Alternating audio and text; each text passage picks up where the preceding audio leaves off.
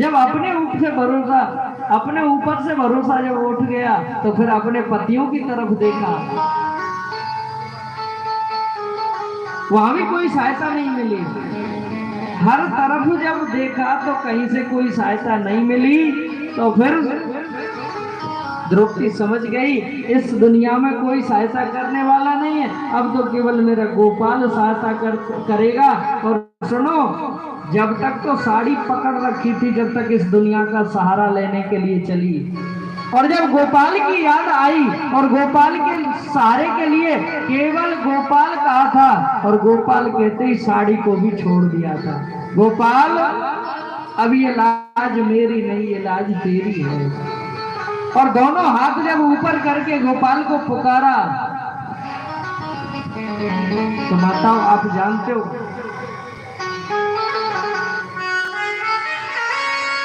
सुनी देर ना करी देर, मैंने तुरता ही चीर बढ़ाए।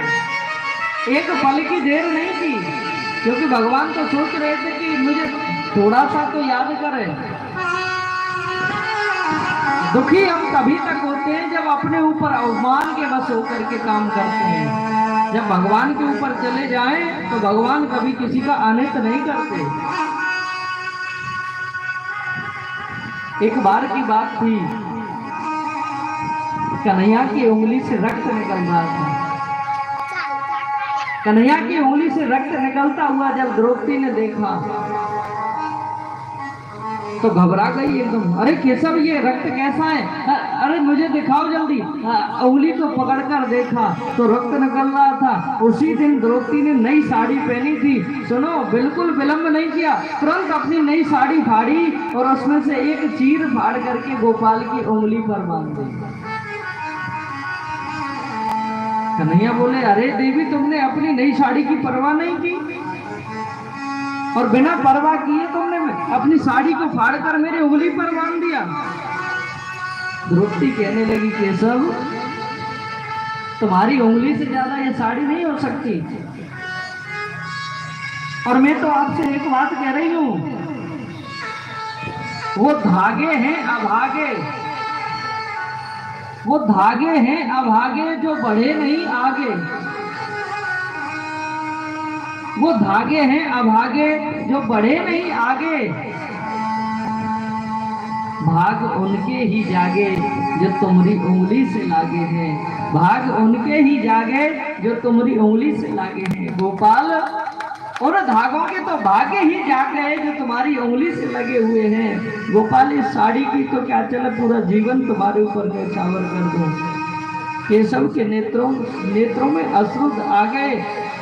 इतना प्रेम जब द्रौपदी का देखा तो मेरे गोपाल ने भी वचन दे दिया, बहन, आज तुमने मेरे लिए जरा सी ये चीर फाड़ करके मेरी उंगली पर लगाई है, और भाई तो केवल एक धागे के पीछे बहन के ऊपर जीवन कुर्बान कर देता है। बहन, मैं तुम्हें वचन देता हूं, अगर जीवन में कोई मौका ऐसा लगा कि तुम्हें मेरी जरूरत होगी तो तुम्हारे इस चीर का बदला में न जाने कितने चीरों को दे करके करूंगा। और जब सभा में पुकारा था, एक चीर के बदले आप जानते हो भगवान किस प्रकार से देते हैं।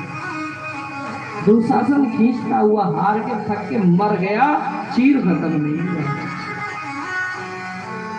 और जीवन में कभी कोई कमी आ भी जाए, जिस बहन का भाई सही है और बहन के पीछे खड़ा हो, उसके जीवन में कोई कमी नहीं आती।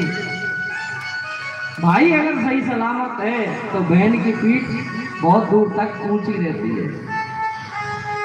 सुदामा जी भगवान के स्मरण करते हुए जब थोड़ी सी निद्रा में आए, मेरे गोपाल द्वारका से गए दौड़ करके और सोते हुए सुदामा जी को द्वारका में ला करके और मैन डोरी पर सुला दिया।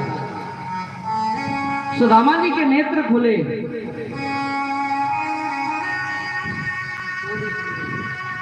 सुदामा जी के नेत्र जब खुले तो देखा तो बड़ी बड़ी अट्टालिकाएं हैं।